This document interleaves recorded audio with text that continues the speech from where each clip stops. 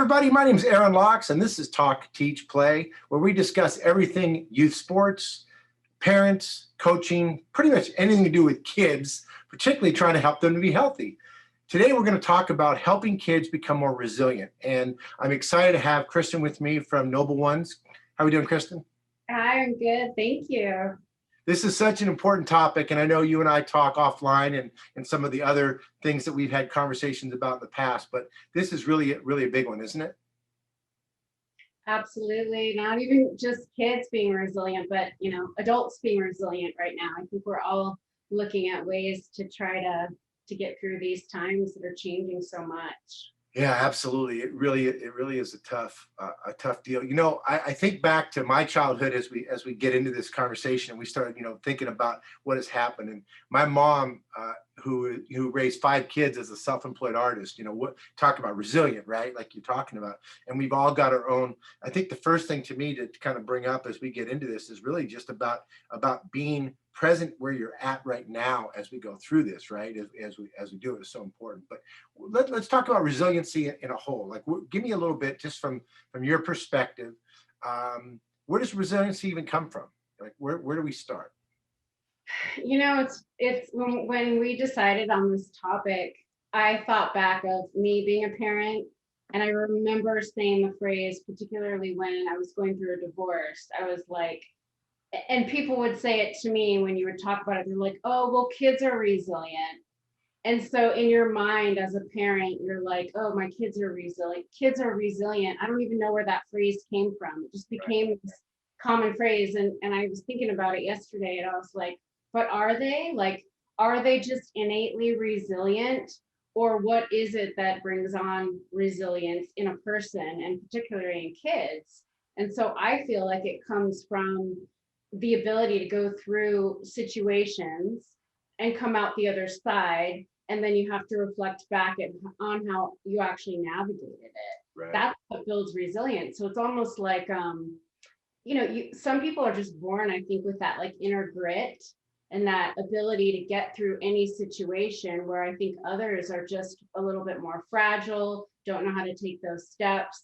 So when I think about it in terms of helping kids, it's kind of everything. I feel like everything comes from walking them through, helping them to be aware, being present, understanding feelings and emotions when you're going through difficult situations. So essentially, you're teaching them how to get through anything, but allowing them to make the mistakes, being flexible around, there's different ways to solve problems. Right. And through that experience, that's how we build resilience. Like, you wouldn't be resilient if you never went through difficult times. Right. Well, and that's, I guess, the hard part is that, I mean, let's think about it. Really, my belief is that everything is experientially learned, right? I mean, from the moment that they are born until whenever for kids, but even us, everything that I've learned. And you learn, well, I stepped there last time and I hurt myself, so I'm not going to step there this time, right? So that's the pre side of it.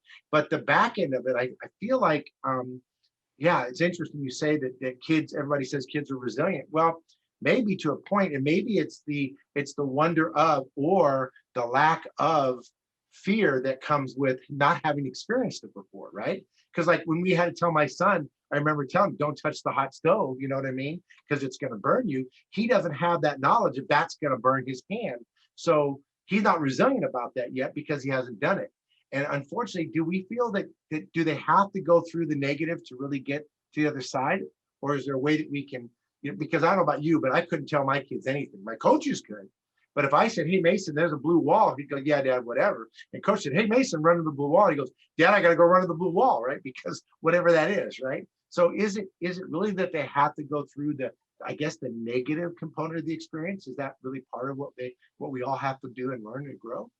Sure. Well, think about it. Like, life isn't unicorns and butterflies all the time, right? We're always going to have stuff coming at us from the time we're young till as we go out through life. So it's like, yeah, you do have to go through it. And to me, it's always about what tools are in your toolbox. Right. And that's what Noble One is all about. Is like, right. I had to go through my journey to realize I have very few tools when it came to emotional coping. And And that's why I was like, wow, if we gave kids all these different tools, they really could navigate any situation. And then I think with parents, obviously we have our own fears through our own experiences that we've gone through. So a lot of times if we haven't dealt with that ourselves and we're still maybe holding some traumas or fears around things that have happened to us, we're going to naturally project that on our kids, and we're going to almost like save them.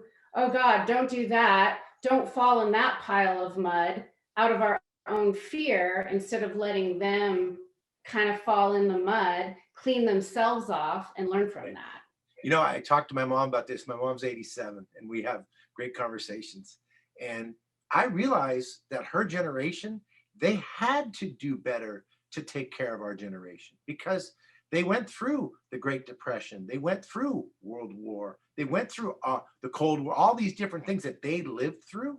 So they had to do more for us, right? My mom reminded me about they would save tinfoil, right? I mean, literally, like, right? And they would find, you know, that kind of component.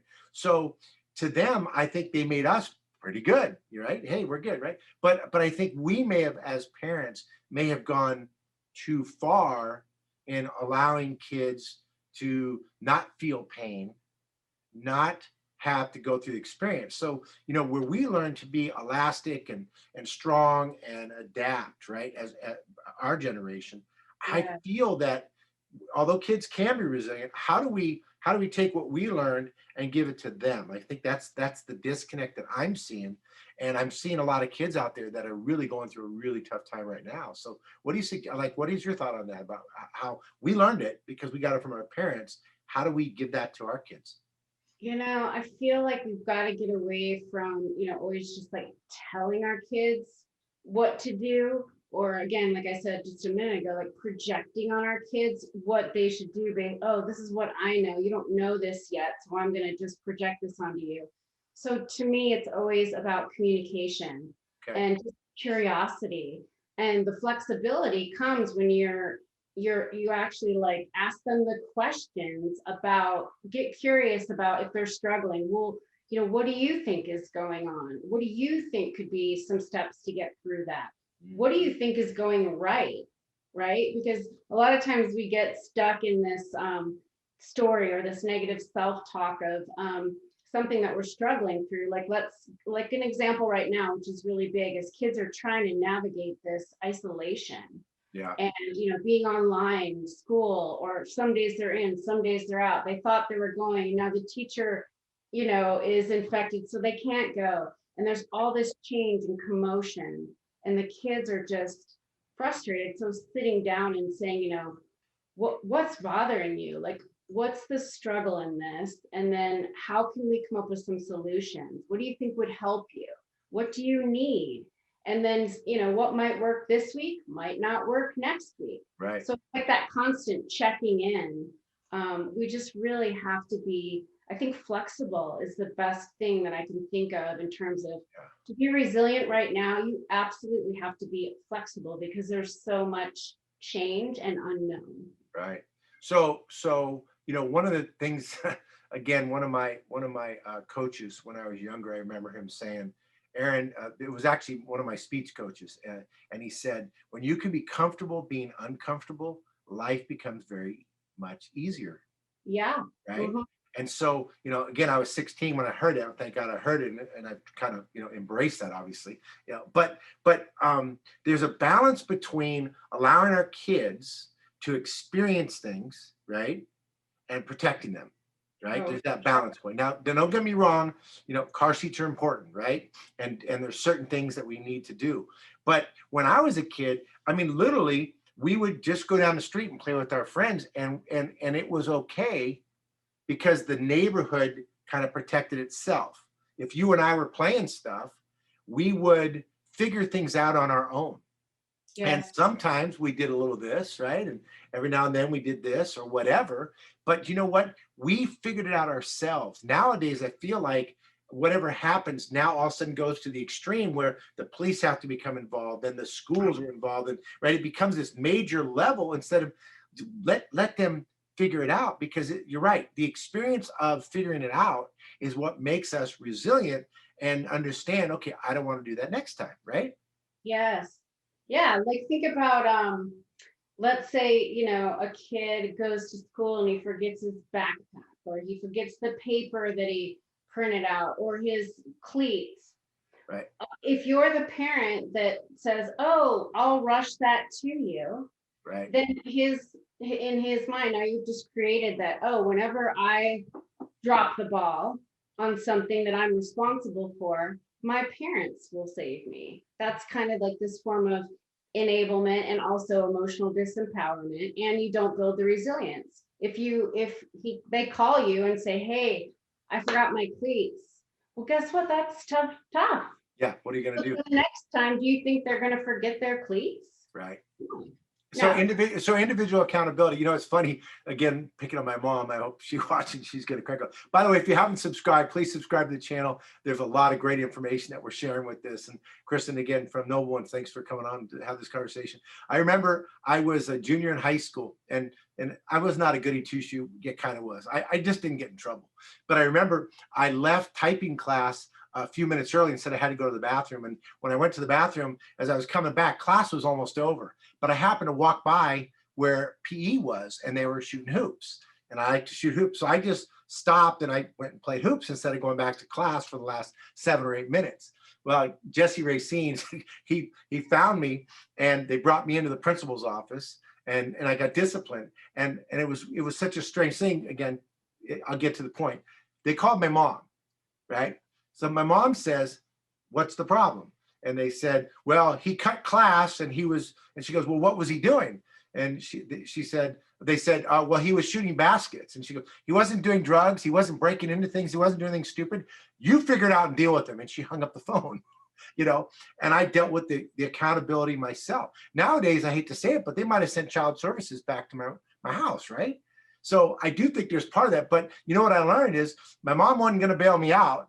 And I remember, doing laps and all kinds of workout because Jesse Racine said there's consequences for your action. So as part of this resiliency is that we have to also teach kids there is consequences for actions, in which case then they control their own environment and realize risk versus reward.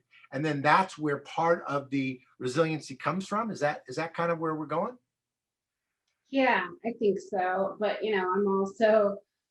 I remember too a situation where one of my sons, I don't know, they were in I want to say they were in middle school, and a group of them got caught throwing snowballs. And this went to court. This actually went to juvenile court where they got tickets. We had to go to like a meeting where it was like one parent, at least the kids, we had to sit in a circle. We had to bring in a community member about what could have possibly happened if they would have it was just overboard. Wow. So what was really funny is when they went around, and one of the kids, they start talking about it, and they're like, "Well, we kind of felt like snowball throwing was a rite of passage."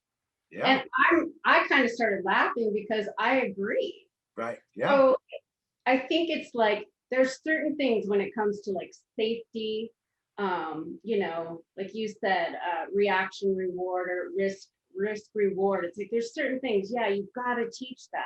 But there's other things, let them struggle a little bit. Right. You just have to let them struggle. And some kids, I have two really different kids, and it's like one of them, like the tiniest bit of resistance and he's gonna get it. The other one, you have to push him. It takes a lot. So the kids are different too. Like Right. how quickly they're gonna get it. How hard of a lesson do they have to learn? But so really, I think what we're kind of saying, and it's interesting because I mean, I'm just kind of blown away that they got in trouble for throwing. I know. If that was the case, I'd have been in lots of trouble. We invented this game on the way home called Dodge the Rock, and it was fun until you went, okay, let's not play that one anymore, right? But okay, so kids really resiliency. Getting back to kind of this thing is it's going to come from their individual learning. Yes. And their ability to learn for themselves, right? Because they have to fail. I worked with Joe Montana, the quarterback for the Niners, and he was talking about fail fast, fail forward. The more experience you get, the quicker and easier it is to learn from the failure. But he said, don't avoid the opportunity to fail. In fact, embrace that, right? Yes, So, always. I think we've talked about this before. Failure is opportunity, and failure helps kids develop a growth mindset. But you have to have them, you have to have an adult, whether it be a coach or a teacher or a parent, and hopefully we get to the point where it's all of us as a community, right. really helping kids navigate failure, because our society pushes success, success. It means this, and you have to be the best at this, and you have to be the best at that. But we don't spend enough time talking about navigating through failure. And that is, in essence, like that's what's going on with the mental health crisis, right? Is there's all these people that are really struggling, and especially kids right now, feeling like they're less than, or that things aren't working in their lives, and not having the tools to navigate it. So it's based on fear, right? I mean, that's the one thing that navigate that drives, Yep. right? And that's the part we have to kind of figure, because like you said, I can remember teaching my daughter to jump in the pool, right? And there's that fear and risk versus reward, but for her, once she figured it out, right, which took once or twice, she got it. But Yeah. she had to figure it out. I couldn't jump in the pool for her, right? But it did help that I did. It did help that her brother did. So talk about role models as parents. I mean, think about that for a second. Because what if you're a very cautious person? You're probably going to have a very cautious child, right? I mean, if that's your operation, how you do things, isn't that probably going to be the way kids are going to be? Or you think that they have their own innate abilities? What do you think about that? Oh, I absolutely think that nobody's born one way or the other. We're literally programmed. Think Right. about that. Like you come in as an infant and you're literally self-reliant on, or you're reliant on the people that are your caretakers. Right. Yeah. So then the minute you start to develop skills, from toddler to adolescent to all that, it's like you are definitely a victim of your circumstances. So this is where parents, again, coaches, trusted adults, really have to embrace the unique qualities of each kid and stop trying to make them like you. Again, if it's something that has to do with, like, life-saving things, safety, like don't touch the hot stove, you're going to burn your hand. That's one thing, but we really, really have to start allowing kids to navigate their own path, and not Right. fit them all into a box. Yeah, that there's a whole component there that if they don't figure it out for themselves or feel comfortable, uh, you know, going out and figuring it out. But it made me think about when my I remember my son particularly because he was the first one when he learned to walk. Right, I didn't have to train him to walk. I didn't have to motivate him to walk. He had the desire to get up and walk. And so he got up and fell down and got up and fell down and got up and fell down. He probably cried and got up and fell down because he had the desire to do it. And his desire to do it was greater than his fear of falling down or failing that Yeah. he learned to walk, right? I didn't have, okay, let's do this. No, he figured it out for himself. So I guess, like you said, innately there's his resilience, right? Because he got up and fell down and said, okay, I want to do it again, right? So I guess we have to find a way to help kids figure these things out for themselves and empower them, right? Because I know you, boy, you big on empowering them to do that, right? Empowerment. Yeah. Fear is learned, right? Fear is a learned emotion, and it comes from either you've experienced something that caused trauma that you didn't process. So now you're afraid of that. Every time that feeling or that emotion comes up, you're afraid because you experienced something that made you fearful, or you're learning it by what you're seeing on TV, what someone else told you. It's all a program. So I think with kids, even adults, it's like we have to have like, I think a good metaphor would be like a filter. Like, allow your kids to have their own filter of information, and stop trying to clog it with your beliefs. Let Right. them filter the information, and it always is about giving them the tools to navigate, asking them the questions, helping them, empowering them to solve their own problems. Right. And then even like this is a big thing that I learned growing up actually as an adult, but it's like I was, like striving and getting to the goal, but I never acknowledged it once I got there. I Mm. didn't ever spend enough time long enough going like, wow, like that, Oh, that would be that moment where you're like, that's the resilience. You got to the goal, you did it, you overcame, and then you should be standing on top of your mountain going, oh, resilient. I right. did. So it's Yeah. like, I think that would help too. If we just, help kids identify this is a strength of yours. This is something you did that was really successful. And they can kind of feed that back into, the next difficult thing that they go to. It reminds me of Coach Wooden's definition of success is the peace of mind of knowing you've done your very best, right?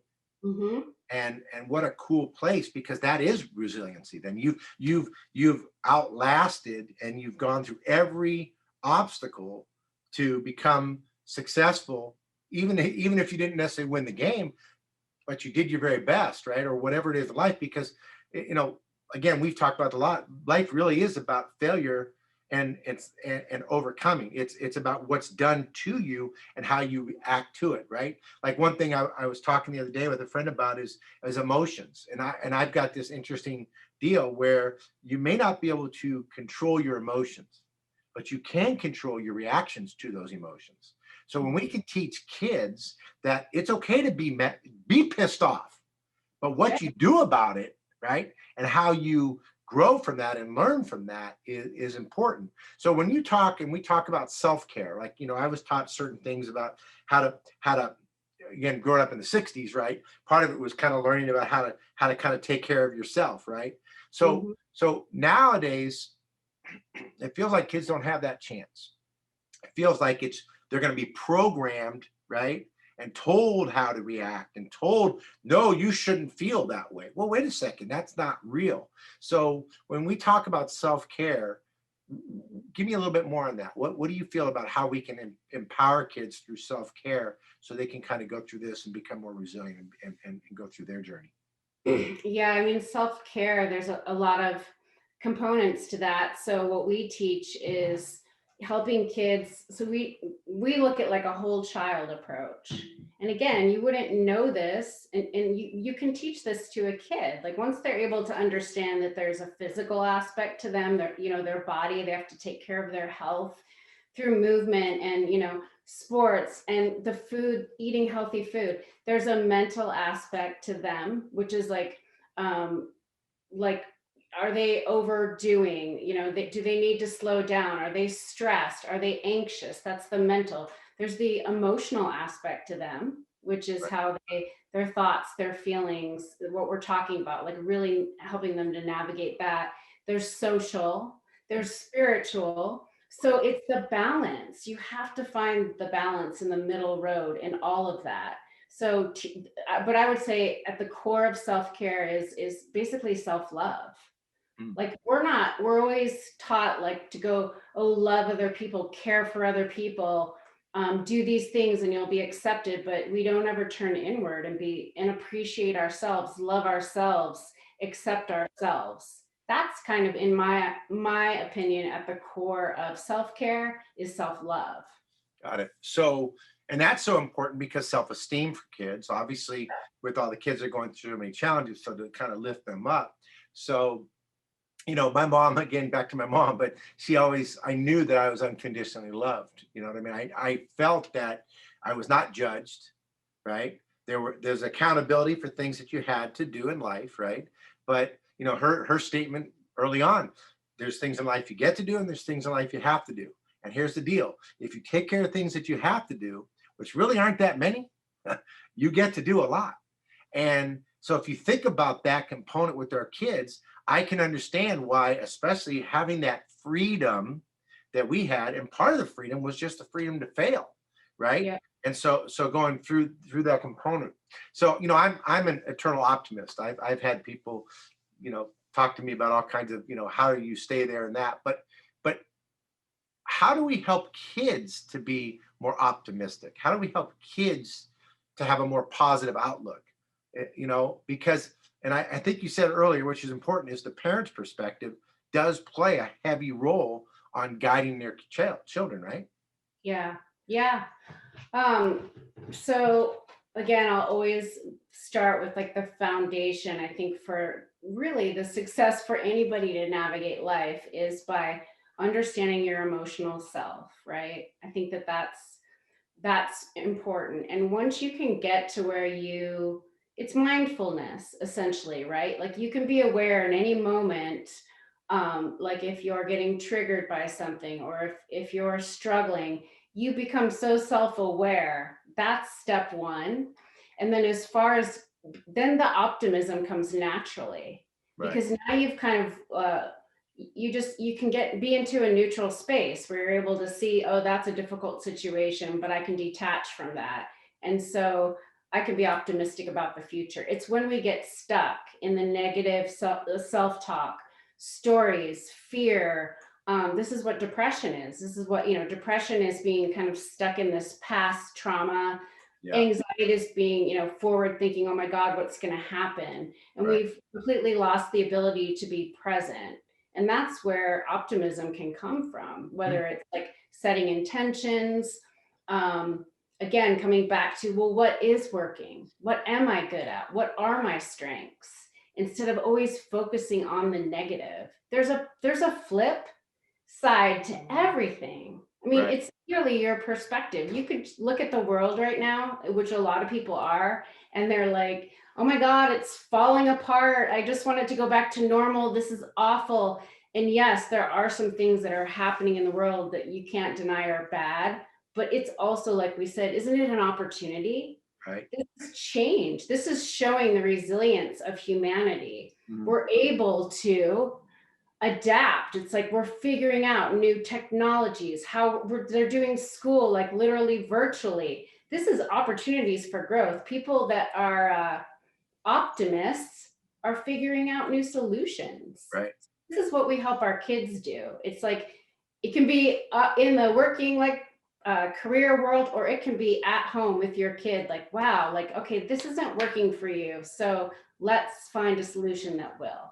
Yeah, at the National Academy of Athletics, we literally, and again, I'll take some responsibility from being the eternal optimist, but having a team that said, okay, let's embrace these challenges, right? So part of it is when you talk about resilience, is how do you look at, is it a problem or is it a challenge, right? Is it unsurmountable or is it an opportunity? And then what can we learn from this? And you know what? We screw it up. We all fail from time to time, but Yeah. that's how we learn. That's how we grow. So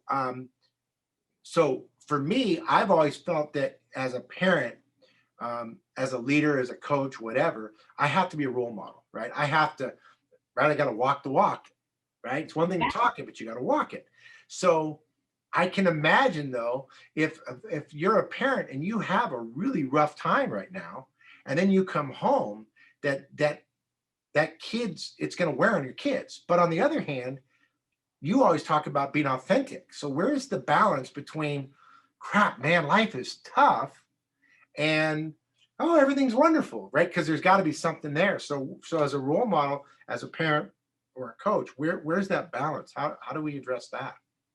Yeah, 100%. I think, a lot of, and this is my opinion. And I know for me, like I've always been pretty open with my kids about my experiences because I use Right. that as like when you see and you're intuitive about your kids, you see them going through struggles, then you start to learn if they're going to be open to communicating with you or not. And if they're not, you can use your own story as an example that plants the seed and lets them see that they overcame a situation that's very similar to yours. So I think the power of being vulnerable and storytelling and just open up your hearts and tell your kids, like, this is hard for me too. Mm. I had a conversation yesterday with a friend that was, struggling with their daughter. Like, something happened and they were mad. And so I was able to help them look at it from a different perspective. Like, well, your daughter reacted that way because feels shame and guilt that she's going to disappoint you. So rather than approach her from an anger, I'm mad at you, you did this thing, drop that, Yeah. up your heart and say, wow, like I'm feeling that you feel guilty, that you disappointed me, but I want to let you know, like I've disappointed my parents in the past. I know how you feel. Right. And so she can drop the guard and then they can talk about it. So I don't know. I think it's different when we're talking about, toddlers and elementary school kids. There's still a level of they don't have the life experience. But let's not underestimate the intelligence of middle school and high school kids and stop talking down to them, Yeah. and start talking at their level. They're human, Right. you know. This is how we connect. We connect. It's funny. So I remember, again, back to my mom. Boy, mom, she's gonna love this, right? But I remember I'm telling stories about it. But she used to say, "I really don't like what you did, but I still love you." And and I remember that as young as 7 years old, right? But hearing that, and then wow, right? There's something about that, and you're right. But again, it makes me a little nervous because I don't want to tell my son that I jumped off a roof into a pool. Hope he's not listening, right? Because I don't want him to necessarily do that. You know what I mean? But maybe that's what we all learn to survive and go through it, and that gets us back to kind of where we're at. I feel But like why? Like let's talk about that. Why? What's your fear of if you told your son this story that I jumped off a roof into the pool? right, He's Your fear is like he's gonna think that's okay to do. yeah, yeah. Is he? Well, no, actually, knowing my son, he probably said, "Dad, that was stupid." But he thinks everything I do is stupid. But yeah, that's a good point. So again, we're projecting our own fears and our own experiences onto our kids, right? Okay. Yeah. Yep. So if as adults we've had to learn acceptance, right? That's a biggie, right? Oh, We've had to sure. accept, right? So getting our kids to be resilient is going to have to help them to understand that hoop happens, right? And you have to accept that. Some days are good days, some days not so good days, and how you navigate through that. So is that a skill that we need to be presenting to our kids? How can we help them to have well, I guess you don't have to accept it. If you don't want to accept that, then what are you willing to do different to not accept that? But on the other hand, I think that accepting that it's happened, not that it's okay, right? Not that it's okay that it happened, but it happened. So now we accept it, and then we have to figure out, navigate through that to what we're going to do about it. Yes. There? Yeah, Yeah. for sure. I think like think about the school situation is another, it's a good example to use because it's everywhere in the world right now. They had to accept that they're not going back to school full time. Right. And so you could choose, it's a choice to stay in that. This sucks. I hate it. That's a choice to stay in the energy of that, attitude. Or acceptance is when you moved beyond it. You're like, okay, this is what's going on. How do I make the best of it? And so, yeah, I think again, these are all things that can be taught with conversation, with little activities, with sometimes, like whether it's like little video clips. I think kids respond really well to storytelling, and in your world, like especially kids that love athletics, Right. they all have like some athletic mentor, someone they look up to that has, like Michael Jordan and didn't start until high school and look what he was able to accomplish, whatever it is. Right. You use other people as examples of resilience and how they either accepted or didn't accept something and still made it to success. It's interesting that you say that because I remember not too long ago I interviewed Michael Stone. He played 7 seasons in the NFL, and he didn't start playing football until he was 12. And he didn't even really get on the field till he was 14. He was a sideline kid, and he played 7 seasons in the NFL. So you're right, and you talk about resiliency, and that's one thing I do love about sports because realistically, I do tell everybody, I don't think there's a better life skill teaching tool than participating in team sports. A lot of what you learn is what not to do, right? There's a lot of different factors, but when you talk about resiliency and overcoming and getting back up and all these different things, it's such an important piece. So youth sports is a biggie. I got a couple of questions. You got a minute? I can throw a couple of questions by you that come in. This is kind of a cool one. I love questions. Yeah, this is cool. By the way, if you are on the channel, you can always make comments and we can follow up with you. And one of the staff will get back to you for sure, or send an email in. These have come through our Facebook actually, but nonetheless, okay, so this is from Autumn. She's a mom up in Rockland, California, Northern California. She says, whenever my son can't do something right for the first time, he just quits. And he doesn't want to try it anymore, and he gets angry. Any suggestions? Yeah, I would say digging into that a little bit. So it sounds like it's dealing with failure, right? And he doesn't see failure as an opportunity. So helping him again identify what he does do well. So let's say it's he's trying to shoot a basket, right? And tries it the first time, doesn't make it, and then doesn't want to play anymore.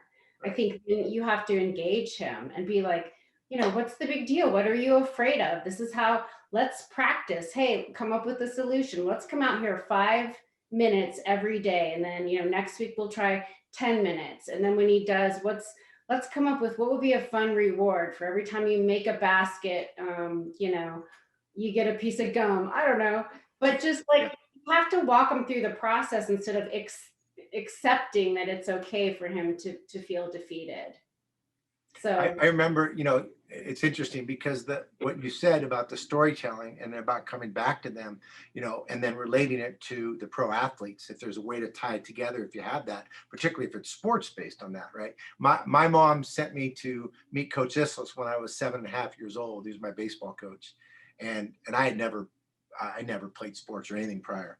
And so I got there and he gave me a helmet. With a few minutes, he put a bat in my hand, was throwing the ball at me, right?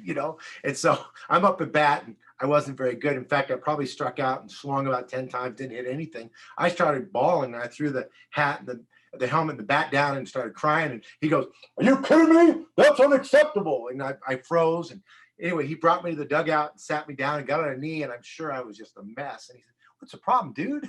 I suck at baseball. I'm no good." He said, "Who's your favorite player?" And I grew up in Marin County, which is near San Francisco. So I did Willie Mays, right? Willie Mays. And he said, "Willie Mays, don't you realize Willie Mays gets out 7 out of 10 times?" I didn't know that. "And didn't you realize or know that he strikes out half the times he gets out? So why are you going to be better than Willie Mays your first time playing?" And now that was 50 years ago, and I still remember the story. So obviously it had an impact. But you're right. So sharing a story. I guess share that. Think about so I don't know. Did she say how old the child was? 9 years old. 9, yeah. So a great example for that would be, so you might not remember this, but when you were learning to walk, you fell over so many times.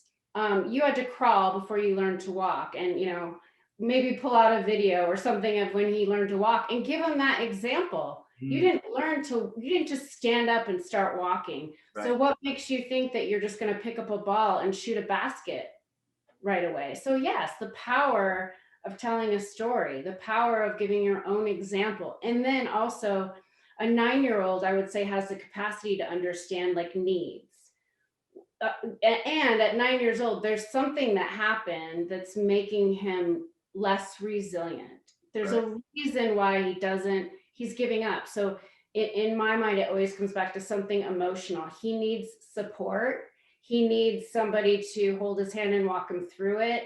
So you have to dig a little bit deeper as a parent and figure out there's something that happened that's now making him less resilient to trying new things, and get to the bottom of that. Yeah, that's going to be an important one, because who knows exactly where. Okay, good. All right, another one is actually from Eugene, Oregon. Annalisa, mom, her son is 12. Actually, excuse me, it's a boy and a girl. I have twins that are 12. Their coach always hammered them on trying to win last season so much that their confidence is shot. Coach, okay. They don't want to go back and Good play. question. This could be a good question for you. Yeah, right. Well, maybe I will. Yeah. They don't want to go back and play, and it sucks. And I played college soccer. I really want them to play again.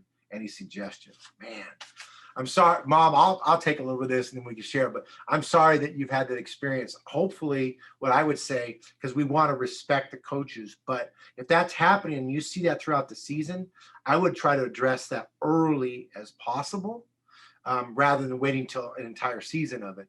And it sounds like you respect them, and I totally get it. I would say if you're going to address it with the coach, I would try to address it not in front of the kids particularly, but say, hey, coach, could we get a second? Maybe take them out to get a tea or a coffee and say, hey, look, this is what's going on. On the other hand, I think that it's not insurmountable to be able to get past this, but I think what I would do is I would play with them, especially if you played and you're good, go out there and do it with them and help them to find the love and the joy and remember why they started playing soccer in the first place. I feel like if they can get back to that, and then also, yeah, maybe you need to be a little protective. And the next coach they play for, you might have to do a little interview and find out what their philosophy is, if it's rec or if it's competitive or whatever the case may be. So maybe that would be a good way to approach that. What do you think, Kristen? Yeah, I agree too. I mean, I think kids need to have exposure to a lot of different experiences, and especially when it comes to like different coaches. Like Yeah. I'm sure you can remember, I can remember having a variety of different soccer coaches and cross country coaches, and then my kids having different styles of coaches. And I think that that exposure is good to have, but I would say it's a season after season after season. If that's being modeled that all that matters is winning, Yeah. that's parents' responsibility to, again, like address, be open and address it with the kids, with the coach. And if there's not going to be change, then they have to probably move them to a different situation, you Yeah. know. But And, also, I think part of that is you're going to have to decide. But for me, I'm always big on effort rather than result. I feel that if they love it and they put the effort in, then it'll take care of itself. It'll just naturally do what it's supposed to do. So hopefully you can figure that out. Hopefully that was helpful for you as well. isn't it amazing like how many there's so many teaching opportunities for parents and coaches and adults for kids in every single experience. You can take that example and talk like endlessly about what does winning really mean? What does winning at life really mean? You know, is it all about just success, success, success? Because I would say overcoming failure is a win. So it's like that's Right. a Yeah. great, it's just a great teaching opportunity. Parents Well, need to and be and think about it. I know your perspective, and we've had chats on this even on other of our shows that we've recorded, but about everything is a learning opportunity, right? And sometimes it's learning what not to do, right, and choices you make. So, okay, I want to wrap up just because I want to be on our time frame, but so a couple of tips, right? One of the things for me when we talk about being resilient, I think that we need to engage with our kids and we need to sometimes get down to their level and like you said, which is really important, be authentic and real with them and share times that my journey that has failed and how I've come out of it, and also their successes of things that they have been able to overcome. And look, I know you're stronger than you think you are because you've done this before, whatever it is. So that's what I took away from today. That one, I'm gonna hug that sucker and hold on to that. How about you? You got anything that you think would be a good tip or good to bring forth?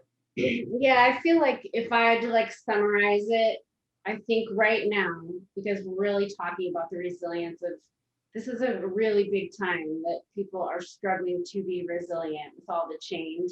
So I'm gonna come back to the number one thing that people like are the most avoidant of is we have to connect emotionally. We just have to be in touch with our own feelings and emotions because then that allows us to connect to others and especially our kids. So emotional connection is the number one for kids right now. Be supportive, be open and be present. Mhm. Don't ask them a question and be doing 10 other things to not hear the answer. Just stop and be present. They need to. And yeah, identifying like what can we control right now and what's our solution this week. Let's start looking at things maybe in little handling things in micro doses. So let's not look at, oh, the future. How are we going to get through this week? Right? Let's start making it a little bit smaller, baby steps. And then, like I said earlier, flexibility. Yeah. If you try something and it doesn't work, let's regroup. There's 10 different ways to solve the same problem. It's not one way anymore. Right. Yeah. Yes. Yeah. Yeah. And there's a lot of different information, so you need to filter it and see what's relevant for what you guys are going through. I love that, and being able to adapt. All right. So I know everybody's going to reach out through the channel, and you guys have already subscribed, and thank you for that. We appreciate the support. How are they going to reach out to you, Kristen, if they want to find out more about Noble One and what you guys got going on? Yeah, I mean, if you have like direct questions, want to learn more, you can email us. It's connect@nobleones.org. Go to our website at nobleones.org. You can find, our coaching programs there and more information on what we're all about. And then Instagram is Noble One Community. Great. Yeah, I appreciate your time. If you like what we got going on and you want more information, obviously you can check out about our programs at the National Academy of Athletics. Just go to nationalacademyathletics.com. Catch us on Facebook or other social media. We're out there. Please send us a message, and appreciate you subscribing to the channel, and we'll keep going. Kristen, I look forward to the next time we have a conversation, because every time I pick up tools that help me to be just like body, mind, spirit, it just kind of gives me a little bit of a balance. And I appreciate all the effort that you guys do for kids and the community. So appreciate that. Yeah, you're so welcome. I love these conversations, and just, helping people to just think about things from a different perspective. We're all getting through this together. So it's my pleasure to help. Thanks so much. And everybody, we remind you, whether you're on a field of competition or out there in your daily lives, to play hard and have fun. Thanks, everybody. We'll see you. Bye-bye.